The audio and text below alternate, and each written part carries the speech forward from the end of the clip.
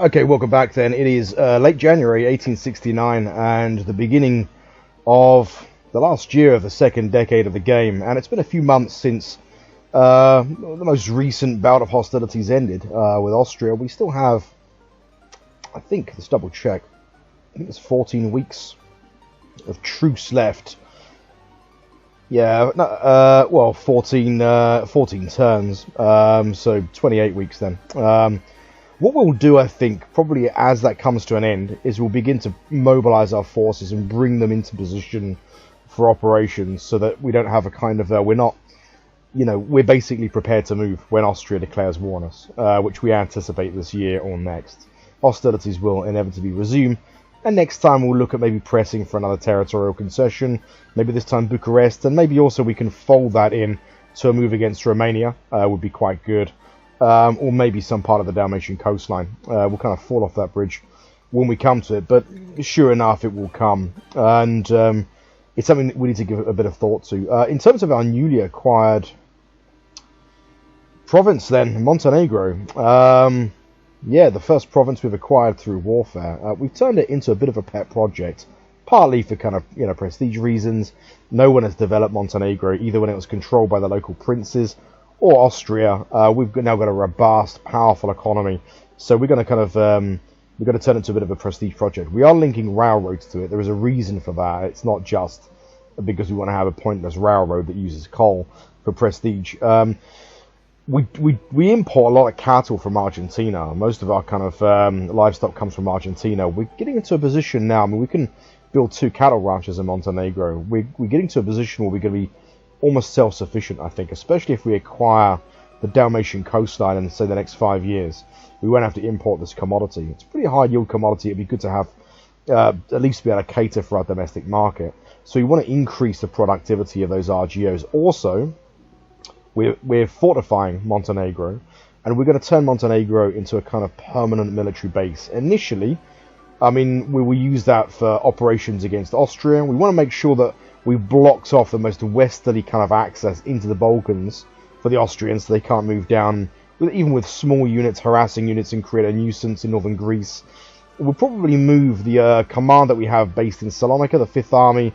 We'll probably make Montenegro its home, and also we'll construct a port in Montenegro, a military port, which we can use possibly for operations against Italy in decades to come. It makes sense to have a kind of a decent military port on the Adriatic, so we're going to turn it into a kind of bit of a military stronghold. As well as Montenegro, the other prestige project, not really prestige, but kind of a focus, militarily anyway, has been Constantinople. The reason being is, you'll recall at the beginning of the last war, we kind of emptied out Constantinople and Adrianople of their garrison forces to bolster Sarajevo, because we had, even though we had built the kind of the infrastructure for a large fortress, we kind of stopped there. We neglected the last stages of our last sort of fortress during our kind of spate of fortress building in the late 1850s.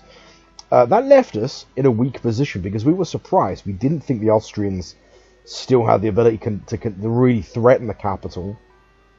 And it was a wake-up call, because it has been a plank really of our defense policy since the beginning of the campaign to maintain a strong center, to have a strong arsenal at Adrianople, and then behind that a really heavily fortified capital, so that we don't find ourselves in any kind of difficult position. To that end, then we've begun, we've massively expanded the garrison in Constantinople, so the full-time garrison is now 65,000 men. We're going to add another division and another battery of gun emplacements to that, and we're going to maintain a permanent commander. That commander is a new commander that just spawned, actually, in the last month. He's a 2-star, Osman Nuri Pasha. He's a real character. He may not be the permanent, we may look at sort of sticking someone like Riza Pasha here, but this makes sense to have him as a commander here, because he's not a great field commander. He does have a good strategic value, so he's likely to be activated, but he is a defensive engineer. He's a fort defender. This seems to be, the place for him, really.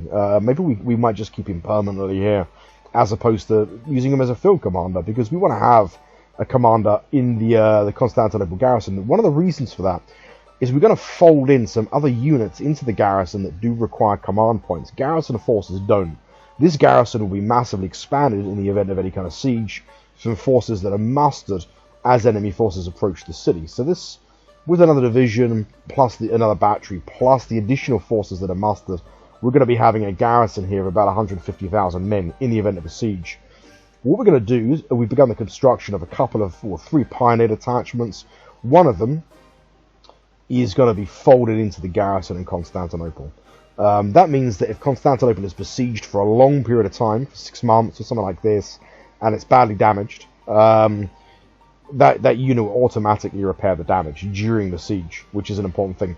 We've also got a full-time force now, Constantinople Military Police, 500 men. We're going to keep that force permanently in Constantinople. In the event of a siege, we'll fold the military police unit into the garrison, and that'll help with morale recovery and things like that in the event of large assaults. So it has been a bit of a wake-up call. We do want to make sure that we've got a really, really strong centre.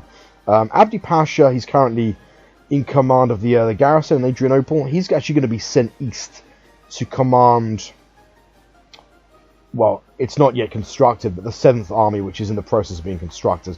So far, we've got 3 mountain divisions, 2 artillery regiments, independent artillery regiments constructed.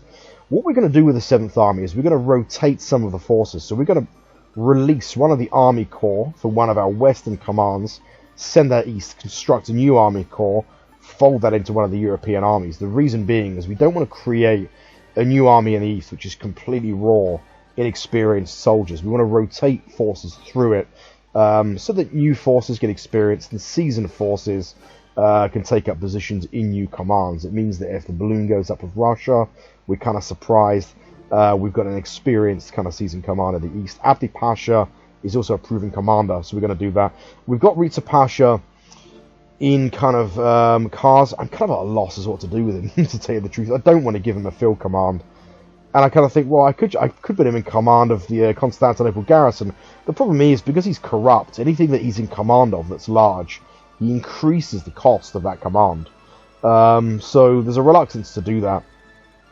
I've probably got to bring... I mean, at the moment he's in command of the garrison in Kars. I might just keep him there for the time being. Again, it would expand that garrison a little bit. We're not going to make the same mistake as the Ottomans and just go kind of fortress fanatic, but we are going to kind of, pay a bit of attention to our fortresses, make sure that they're all well stocked before we start creating mobile field commands. One thing that we do need to remember is that a large part of our combat power is tied up in fortresses. I noticed that in the last war. I think I mentioned it in a previous video. And that is because we are a defensive power, and we've built a fortress system precisely to hold down enemy formations in kind of predictable areas in the event of real serious trouble. So if we get a war with Russia and Austria at the same time, we want to know that, for example, Sarajevo can hold out for a long time, that really large assaults that the Austrians conduct on Sarajevo with 300,000-400,000 men, they're probably going to be beaten off and they're going to inflict hideous casualties on the Austrians. This gives us time to kind of maneuver forces and to respond, So we want to make sure that all these fortresses are stocked. But we also note that from the last war that most of Austria's combat power is basically mobile field commands. And that was noticeable because, it felt like they had a much, much larger army than we. And they shouldn't really. It's because all of their combat power is basically regular units. So we do need to seriously kind of expand the army. In terms of the Navy, no real change. One thing I did notice with the Navy at the end of the war is that a lot of the ships had sustained damage, not through any kind of combat, but just through transit, the Age of Sail ships, of course, and we didn't really have much of a strategic reserve in terms of parts. So I've expanded our strategic reserve generally to reflect the increased size of the army, also taking into account projections for the size of the army, say in 2-3 years' time. And I've also, these are really expensive things to do, but I've built quite a lot of spare parts for the Navy. And I've not gone too crazy because a lot of these ships are going to be decommissioned in the next decade, but enough that sort of damage through transit and difficult weather and stuff like that can be repaired. I also noticed, checking quality control in the last video, that just by chance, that this was the part of the video that I clicked on, I mentioned that these riverine ironclads, I call them dreadnoughts erroneously a couple of times, my mind elsewhere. Obviously I don't think they're dreadnoughts. They're very, very small. They're nothing like dreadnoughts. Dreadnoughts are obviously massive steel ships, which we will hopefully have access to at the end of this campaign, but these are very, very small ironclad ships. They're not dreadnoughts at all. Thought I'd clear that up in case anyone thought, oh wow, so he has actually got, something similar to HMS Dreadnought already. In 1868, he's doing really well, but no, not yet. And of course, that's just the beginning of a new kind of navy. One thing that we're going to look at doing at the Academy of Sciences is, I mean, we've got breech loaders, iron ships being invested in, steamship of the line, and reserve formations. Reserve formations will be finished this year. That will be the last of the legacy kind of army technologies that we've been investing in. That line will switch over to integrating marine engineers into the Navy rank structure. This reflects a real problem that navies had during this period, and you might notice it from some of the photographs of ironclads, is that because the British were first to develop ironclads, their admiralty, their officers were very conservative, and they thought, well, you have to have rigging on these ships because that's just, you know, that's what ships have. So they had all this rigging and sails, but you couldn't really move these iron ships. They were too heavy, more often than not. But it was just a reflection of kind of engineering conservatism. A part of integrating marine engineers into the Navy ranking structure is to kind of address that problem. It means that the kind of new generation of engineers that are looking at ironclads, propulsion, things like that, you know, within the kind of Navy hierarchy, they have something of a kind of parity, which means that this is going to be important, because one of the problems with investing in all these technologies and trying to sort of embrace the new maritime technologies that are coming through is that we have officers and commanders that don't really believe in that kind of technology. You know, they don't really understand it. And understandably, I mean, age of sail hadn't really changed in hundreds of years. It would have been bewildering to these officers to think that you could ever really seriously have large combat ships without rigging and sails. And a lot of the drills and rituals that are really important to all kinds of military units, whether it's the Army, the Navy, in the modern era, the Air Force, they're tied up with operating machines, with the rituals of operating machines, and that's no different in Age of Sail. A large part, I suppose, I would imagine, of the drills and rituals of sailors and officers and how they function on ships would be tied to the character of those ships. So it would have seemed inconceivable to officers initially that you don't have rigging and this kind of thing, even though a lot of this rigging was just pointless. It didn't really serve any purpose. You couldn't move the ships, you know, because they were too heavy. So that kind of addresses that problem, and it's another step in the right direction for our Navy embracing the new kind of technologies, which I think, you know, 69, but, you know, in the next decade, the 1870s is going to be the decade of the Navy, I think. We're going to be, and we're building up a huge war chest for just that reason. The Navy is not like the Army. It really isn't. It's a really, really expensive enterprise. Fourth generation for the Navy requires huge amounts of raw materials. Not much manpower in comparison to the Army, but a lot of state revenue. Just looking at our state revenue now, 3,184. The Ottoman state during this period has never had so much money in the exchequer. This sort of money would have seemed inconceivable 10 years ago, and just fantasyland stuff. I mean, at the beginning of the campaign in 1850, this was so far removed from anything that we can have. We're now comfortably paying for 4 branches of the Academy of Sciences, and tipping gold from private hands into the state purse, and it's really, really good to see. And it's having a big impact. It's allowing us to expand our army. We're once again at the point where officers are comprising a bit of a bottleneck. That will kind of relax a little bit as we kind of, you know, as we move on into 69. But we've got the state revenue to do a lot of things in the coming period. In addition to Montenegro, Zanzibar is also a territory, an ahistorical territory, which is to say that the Ottomans had no real interest in Zanzibar. We've developed this off our own backs because we see, first of all, that there's commercial utility to having a position in Zanzibar. Also, because we want to turn this into a large military base, which will provide us with a maritime position in the Indian Ocean, and also facilities that we can use to impose ourselves on East Africa.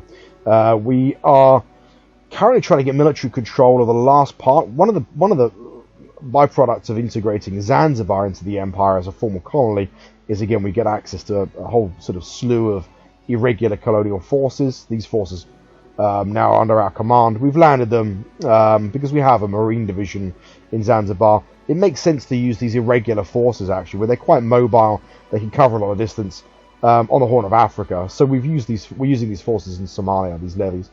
And Kismayo is the last part of Somalia that would have any kind of colonial penetration in. We're going to try and get military control, raise the colonial penetration level in this region, and that should be the last step to moving Somalia into protectorate status.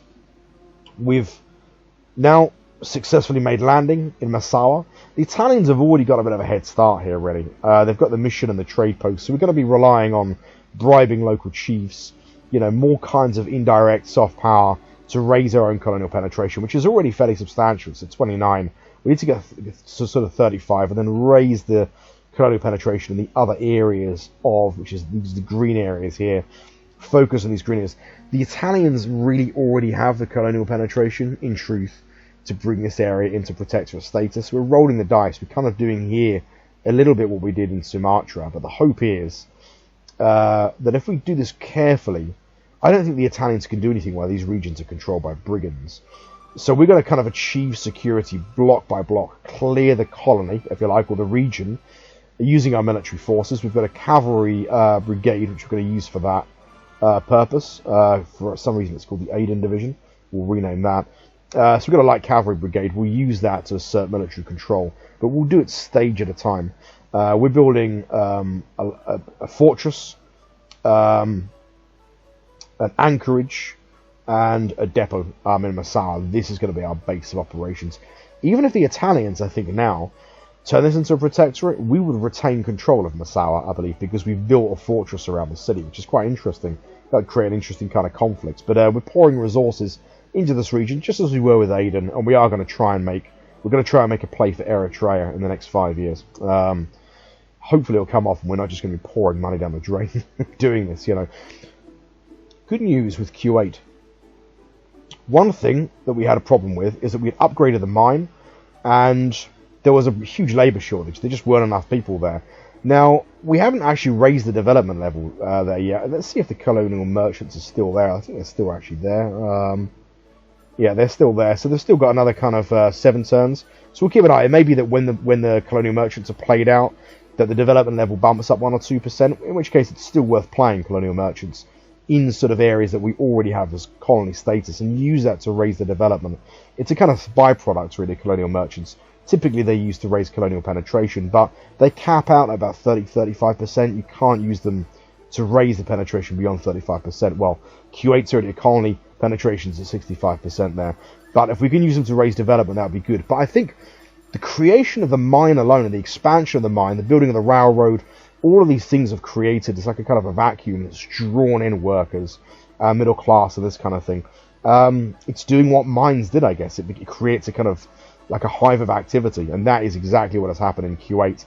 We now have 8 units of diamonds or gems per fortnight in Q8 alone. We now know that that works. We're going to do that with every diamond mine. So we've increased the size of the mine in Qatar. We've already got railroads there. At the moment, of course, it's the same situation. We've got a massive mine with almost no workers. Output is at 1 unit per turn, which is what it was when we had a tiny mine and no railroad development. So we'll keep an eye on Qatar, but I think exactly the same thing is going to happen here. It stands to reason, as has happened in Q8. We are playing colonial merchant cards here also with a view to raise the development level. And we're going to do that across the entire Persian Gulf with 8 units. I mean, that's 32 units of diamonds per fortnight will be created in the Ottoman Empire within the next 3 or 4 years. Absolutely crazy. I mean, that's most of that's going to be set to conversion as well. And we'll probably won't even have to import gold anymore, you know. So this is going to be, I mean, probably something like, I don't know, a quarter of our state revenue is probably going to come from this region alone, just from diamond conversion. So yeah, we're going to look at some security measures here as well, fortifying the region, meaning that if the British ever did make a landing, they'd be really hard pressed to kind of, you know, actually take any of these regions. Again, that might involve some way down the road, building a lot of fortress divisions, this kind of thing, but it makes sense to do it. It's such a lucrative area, you know. We have begun the construction of a fortress in Sana'a, partly because I've been talking a little bit about, you know, maritime powers like Britain. What if they landed a force at Aden? Well, we have a fortress at Aden. We're going to build another one at Sana'a and look at kind of delaying measures if the British ever did try and impose themselves on the Arabian Peninsula. We're also constructing a fortress in Medina, which is the colonial capital of the Hejaz. The Hejaz, we're still not there yet. It's a long-term project. It is a large province, but we're playing continuous expedition pacification cards. They're often not working. We have to try each turn. We've got one that looks like it's taken hold in Jeddah, and we're playing another pacification card to the south in Aba.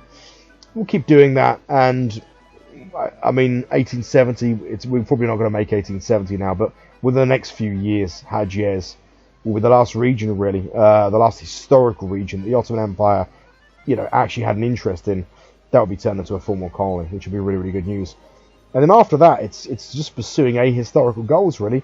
Somalia, Eritrea, maybe Tanganyika. I'm thinking. I mean, we already have a kind of a trade post at Lindi where we get access to sugar.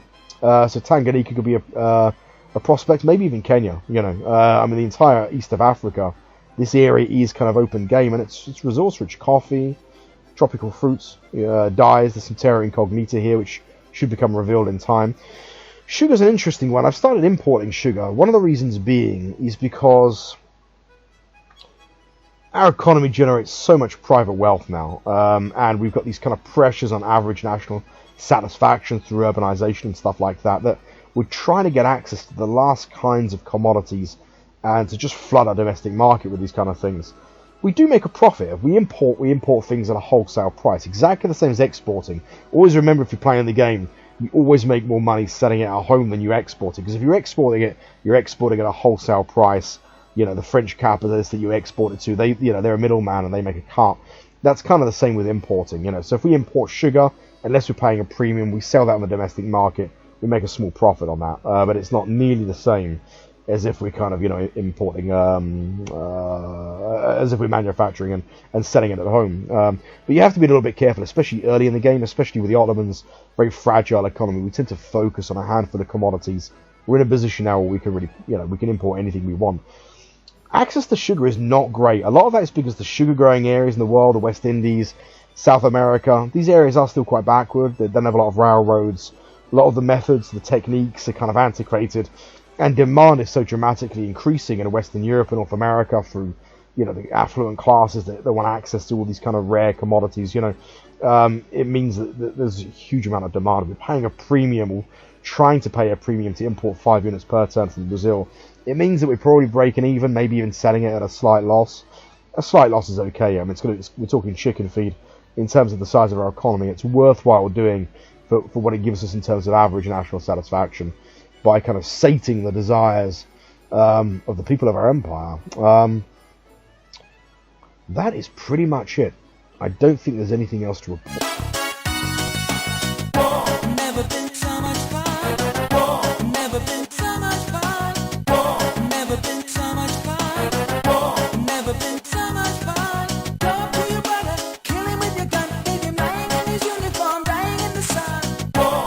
And as I was getting to the end of wrapping that video up, I accidentally hit escape a few moments too early.